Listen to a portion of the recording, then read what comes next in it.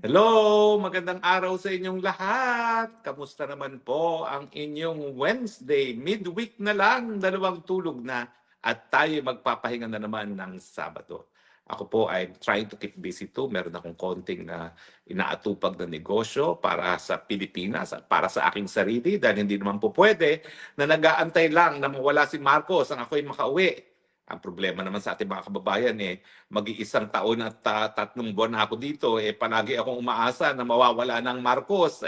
Hindi Ang ating mga kababayan para mga masokista ba dahil gusto nila na nabubuhay ng mahirap. Kaya miski dapat tanggalin na ang problema, ang cancer ng lipunan natin na walang iba kundi ang ating presidente, ayan, nararayan pa rin siya.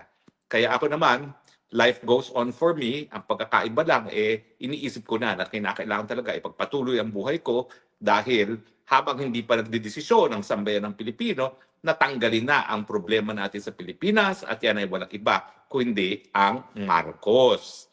Ngayon mga kaibigan, well, hindi ko naman po tinatanggi na ako po'y nanirahan sa UAE ng mga 6 na buwan. Napakasarap po ng buhay ko doon dahil meron ako dong brother na tinatawag, lahat libre. At napakaganda ng aking buhay doon. Nakatira po ako sa isang gandang lugar, kapitbahay ko ay mga royalties, at masaya ang buhay ko doon. Meron akong access sa beach, meron akong gym, meron akong steam room, meron pa akong trainer, no? Kaya lang, nagpunta doon si Lisa Tanas at pumirma ng extradition treaty. So sabi ko, naku, ayaw ko naman mapahamak yung aking host kapag hihingi ng gobyerno na ako'y extradite at kaya ako'y lumipat. No? Pero talagang I feel na ako po mismo ay naging residente na ng UAE at syempre naramdaman ko rin yung pagmamahal ng mga Pilipino dyan na talagang sila talaga nag-aruga sa akin. Napakadami niyo po para pasalamatan pero ako po talaga ay tumatanaw na utang na loob sa inyong lahat. Kaya nga po ako nagtataka, anong ginagawa ni Marcos Jr. ngayon sa UAE? Totoo po na napakadami nating mga kababayan nagtatrabaho dyan. Susunod po sa Saudi Arabia, pinakamaraming Pilipino nagtatrabaho na sa UAE. Pero yan naman po ay dahil talagang kinakailangan nila ang mga Pilipino. No? At saka ang UAE talaga, ang pulisiya nila, umaasa sila sa mga dayuhan para patakbuhin ang kanilang ekonomiya. Yung tinatawag nating Emirati, naku, sila po'y minorya na ng populasyon. Talagang karamihan po ng populasyon dyan sa UAE ay mga dayuhan na. No? Kaya nga kung Emirati ka, good ka na. Kasi meron silang langis at talagang inaalagaan naman nila yung kanilang mga kababayan. No? In fact, kapag ikaw ay UAE, libre yung paaral kahit saan, kahit sa abroad. Saka may mga lugar na pwede lang ang titiro lang sa ilang mga lugar ay mga UAE at syempre libre rin ang mga pabahay na binibigay nila sa kanilang mga mamamayan. Kasi nga mataas ang antas na kabuhayan. Meron ng langis, tapos yung mga founders ng UAE, strategic. Bago pa sila nakakuha ng langis, nakita na nila na strategic yung kanilang lugar sa planeta at ginawa nilang hub.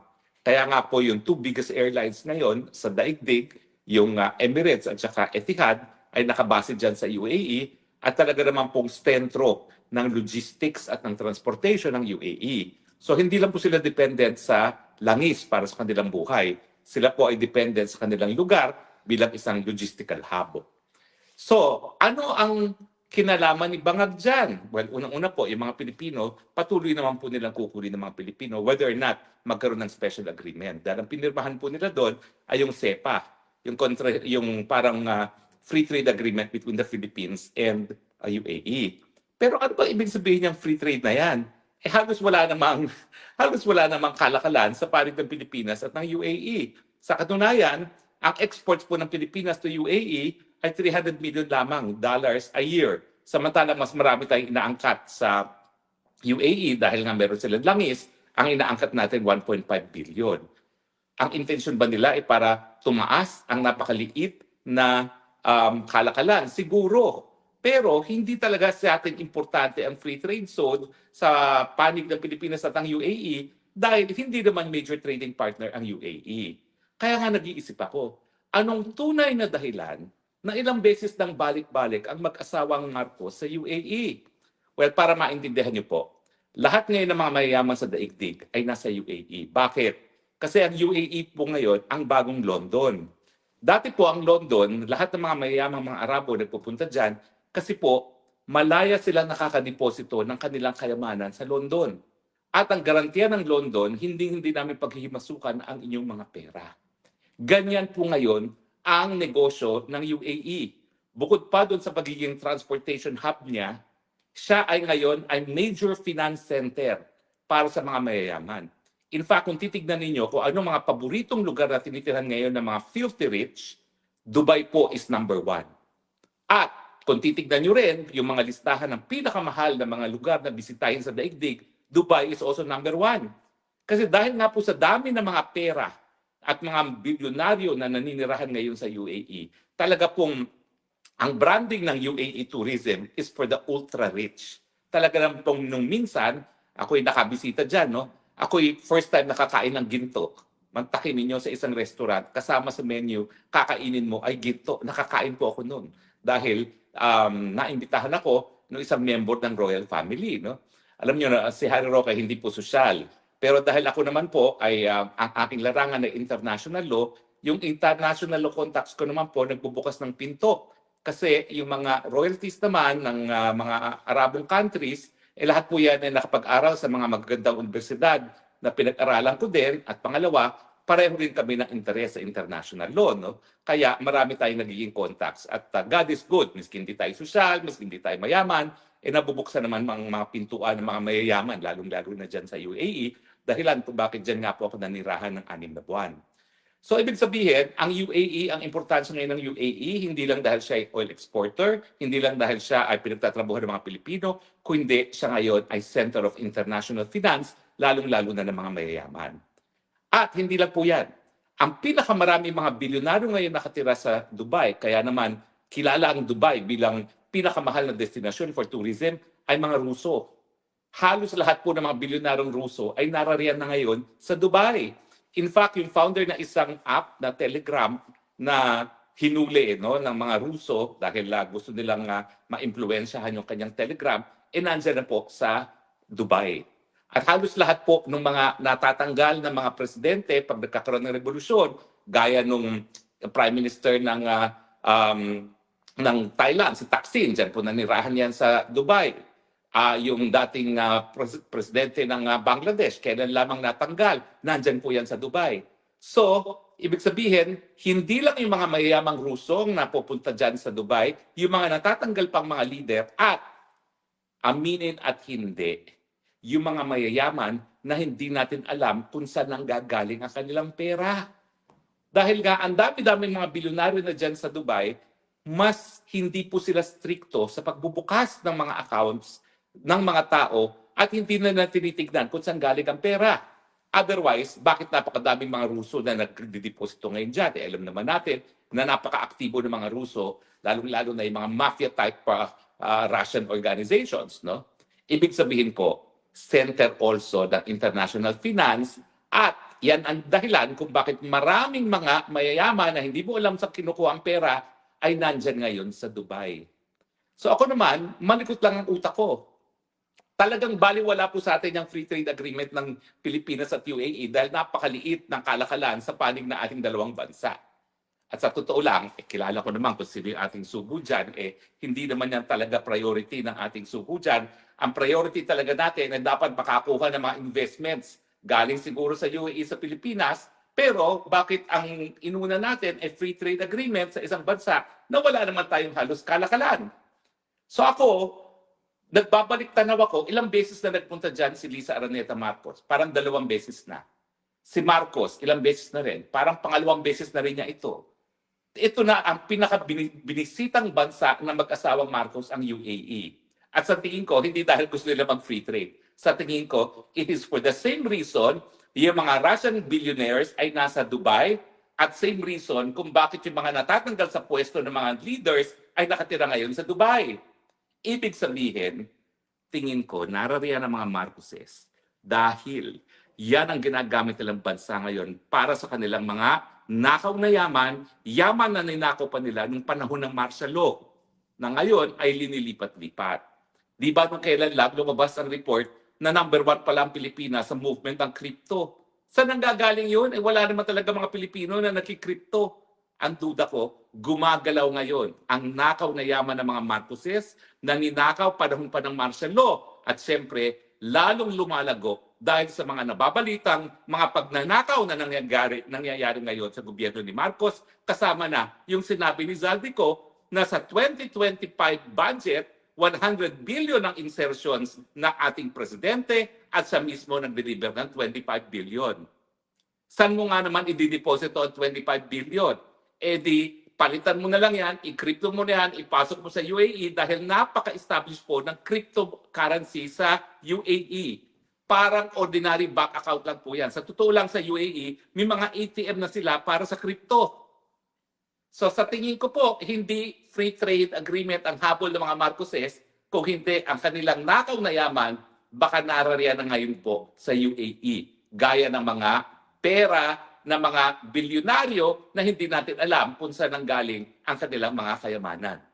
At siyempre, baka nakakaamoy ng mga Marcoses na baka mamaya gaya ni Thaksin, gaya ng Prime Minister na Bangladesh na natanggal, na talagang sinunog yung Presidential Palace, no? At tumakbo siya sa Dubai, eh baka dyan din tatakbo mga Marcos. Dahil alam ko naman, kayong mga Pilipino, may hangganan ng inyong pasensya. At darating na ang panahon, at sa tingin ko malapit na yan, na magagalit ng tuluyan ng Pilipinas, negative 27 na nga ang kanyang approval rating, at 94% ay naniniwala na lantaran na talaga ang korupsyon sa Pilipinas, darating ang panahon na baka gaya ko ang mga Marcoses dyan tatakbo sa Dubai. Kaya narariyan na ang kanilang mga tinatagong yaman na sigurado ako na hindi nang galing sa kanilang hirap. Dahil ako isang drug addict na hindi man lang nakatapos ng college, walang kakayahan gumawa ng sariling pera kung hindi manahin ang nakaw na yaman at magpayaman palalo dahil sa mga bagong nakaw na yaman galing sa mga flood control projects. Diba po? Agree ba kayo o disagree? Pero talagang walang saysay.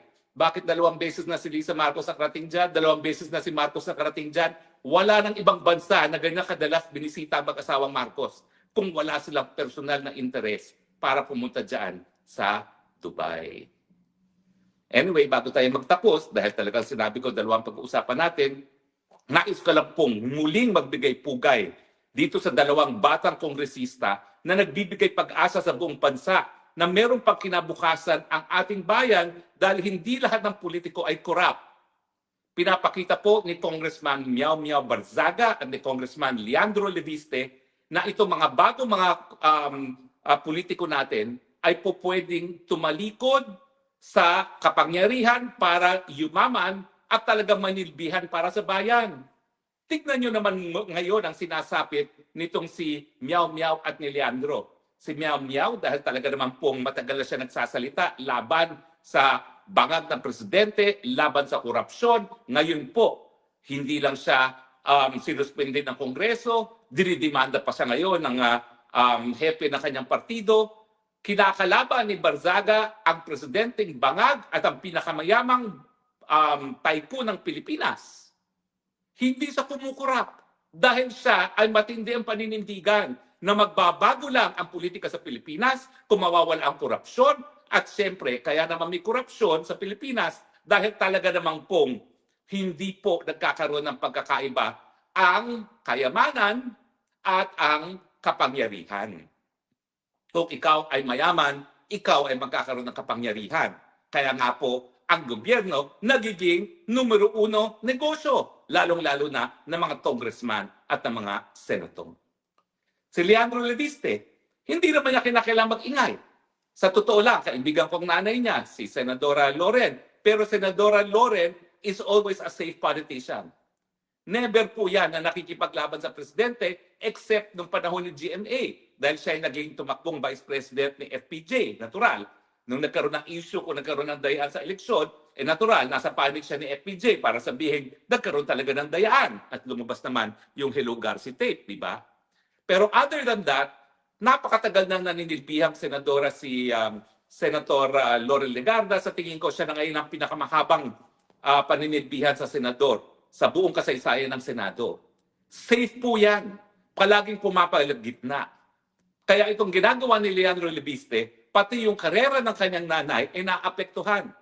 Pero hindi nagpapapigil po itong si Leandro Libiste. Dahil ang gusto lang naman talaga ni Leandro Libiste, matapos na itong kultura ng korupsyon, lalo na sa Kongreso, kung saan ang pangunahing pinagkakakitaan ng mga senatong at congressman ay yung mga infrastructure projects. Huwag po natin kalimutan na isa sa pinakaunang nakaupong kongresista si Leandro Libiste, kung hindi siya lang ang kaisa-isahang nagsampa ng kaso laban sa isang district engineer dahil siya ay inoperan ng 10% at 15% para sa mga proyekto sa kanyang distrito. Na kanyang tinanggihan at idinimanda pa for direct bribery yung DE na yan. Samantalang lahat ng mga kongresista, pag sila'y nanalo na, naku, inaantay na ang bisita ng district engineer dahil alam na nila na ang kanilang kubra ay manggagaling sa district engineer. Pero tinalikuran po lahat yan ni Leandro Libiste. Wala siyang pakialam dyan. Bakit? Kasi nga, dahil siya naman po isang entrepreneur, naibenta niya yung share sa isang kumpanya na wala pong hawak ng prangkisa, ha? So mali po yan sinasabi ng ombudsman na gumawa ng pinagbabawal na bagay si Leandro dahil ang binenta niyang shares ay sa isang kumpanya na hindi hawak ang prangkisa. Yung meron pong prangkisa ay yung solar power para sa bayan. Hindi po yan ang binenta niya sa MVP Group. At natural, dahil ang pagbenta niya ay mahigit kumulang 20 billion, hindi na niya kinakailangan mamurusyento. Sa totoo lang, sana po, lahat ng ating mga politiko hindi na kinakailangan magkapera. Sana lahat sila gaya ni Leandro na may sariling pera na at hindi na kinakailangan magnakaw. Pero ang katotohanan po, talagang negosyo pa rin ang pagiging politiko sa Pilipinas. Pero dahil nanindigan si Leandro Libiste, ano ngayon ang ginagawa? Ginipit ngayon yung korporasyon na ibinenta niya kay MVP. Natural, yan ay dahilan para habulin siya ng MVP. At kapag siya hinabol MVP, siyempre mape-pressure din ang Leandro. I'm sure ang sasabihin lang naman nila, patahimikin mo yan. Dahil pag naisa publiko yung Cabral files na yan, mapapatunayan yung sinasabi ni Zaldico na 100 billion ang naging insertion ng Malacanang sa 2025 budget at 25 billion ang kinita ng presidente mismo na personal na diniliber ni Zaldico kay presidente. Pero nakikita niyo po ha, ako biktima rin ng pagigipit. Pero hindi ako papayag na ako'y kulong nila. Hindi ako papayag na ako'y bastusin nila. Lumalaban ako at the same time, pinaninindigan ko ang aking karapatan para magkaroon ng asylum dahil nasa Universal Declaration of Human Rights po yan. Everyone has the right to seek asylum pag ikaw ay minapalabisan at ginigipit dahil sa iyong politikal na paniniwala. Sino ba naman pong naniniwala na meron akong masamang ginawa? In the first place, yung Pogo-Pogo po, at the time na nandyan ang mga Pogo companies, ay legal. So, hindi po illegal yan. Second, please. In the second place, wala pong kahit ano kong pag-aari na related sa Pogo. Ang aking ginawa lamang ay yung nagpapaupa sa isang Pogo ay naging kliyente ko sa isang ejectment case na sa hanggang ngayon ay nakabinbin sa Supreme Court. Matter of record po yan. Di ba gawaing abogado naman yan? At dahil naging kliyente ko naman sila, nagsimula pa yan sa MTC, RTC, CA, na nagtagumpay naman kami ng panandalian sa RTC, pero nabaliktad din. Dahil naging kliyente ko naman po yan, pinag-usapan din ako kung po pwede tumulong doon sa rescheduling of payment ng pagkakautang dahil nga po na-dispalkohan daw yung kumpanya. O yan pa ho ay dahilan para ako'y makasuhan ng non-bailable. Kaya nga po kakampante ako. Kahit saan ako makarating na humingi ako ng asylum, pagbibigyan ako dahil ang papakita ko lang yung resolution ng piskal. Kung saan binanggit ang pangalan ko, ang banggit lang is kung anong paratang sa akin, ang next banggit na ay therefore dapat kasuhan si Harry Roque na para bagang ang paratang ay sufficient na, probable cause na yan para kasuhan ako. Pero ako po, 1 year shy of being a senior. Tapos na po ako. I'm good. Dahil ako po, napatunayan ko na not only yung aking katapatan sa mga Duterte, kung hindi katapatan ko na rin sa bayan. Nakipaglaban po ako. At bilang kongresista, nakapagbigay na ako ng libreng gamot at paggamot na hindi lang nagkakaroon ng katuparan dahil sa korupsyon din ng mga walang yak sa PhilHealth. Andyan yung libreng patubig na ating batas din, yung ating libreng tanghalian para sa mga kabataan at saka yung National AIDS Law Policy. No? So parang nagawa ko na ang aking katungkulan. Good na ako. Miski pa, siraan na ako ng mga Marcoses. Miski patayin na nila ako, I'm done, I'm good. I can tell the Lord, I have served you well in on earth. Pero itong dalawang babatas po ito, bata pa sila. Nagsisimula pa lang sila ng buhay. And yet, binaliwala nila yung pagiging trapo. Dahil ang pagiging trapo, dapat tumahimik ka lang. Lahat naman ng mga congressman, ng mga senatong nakikinabang, bakit ka pa mag-iingay? So yan ang cardinal sin nung dalawa. Kaya hindi ko magugulat kung pagtutulungan sila na kanilang mga kasama dyan sa Congress of the Philippines. Kasi nga, kapag ikaw ay nag-ingay, binubuking mong lahat. Pero tignan nyo naman po ang kanilang katapangan. Wala silang pakialam. Itong dalawang batang mambabatas nito, Congressman Barzaga, Congressman Leviste, sila yung tinutukoy ni Gat Jose Rizal na tunay na pag-asa ng bayan. Hindi ko lang po kayo sinusuportahang dalawa, kung hindi ang karamihan ng mga Pilipino po, yung 94% na naniniwala na lantaran ang korupsyon sa Pilipinas, kasama niyo po sila sa inyong paninindigan na tama na sobra na at dapat na pong baguhin ang anyo ng politika sa Pilipinas. Ulitin ko po, siguro kinakailangan talaga ng charter change para mawala itong korupsyon sa ating lipunan. Pero ang aking mungkahi, gayahin na po natin ang ginagawa nila dito sa Europe. Kinakailangan po, baliin na natin yung relasyon ng district congressman at ang district engineer dahil dyan po talaga nagbumula yung korupsyon. Habang ang district engineer ay nagre-report sa district congressman, nadidiktahan ng district congressman si district engineer kung kanino ibibigay mga proyekto. So kinakailangan po, tanggalin natin yung relasyon na yan. Paano?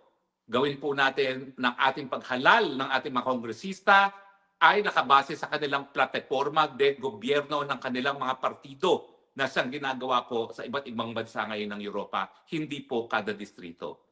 Dahil kapag plataforma ang ating binoto, baliwala po ang personalidad, ang importante, ano ang gagawin ninyo sa gobyerno, anong nais nyong makamit, at paano makakatulong ang inyong plataforma de gobyerno para makamit ang inyong kagustuhan.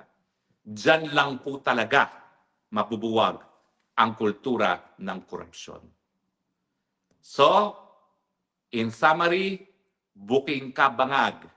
Nandiyan ka sa UAE, di para sa free trade agreement, pero para atupagin yung mga nakaw mong yaman at paghandaan yung buhay mong matapos kang masipa sa Malacanang.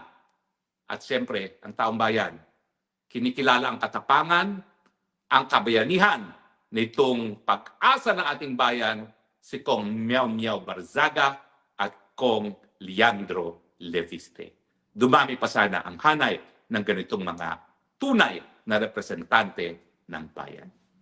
Agree ba kayo na agree? And i-share niyo po ito kung kayo nag-agree.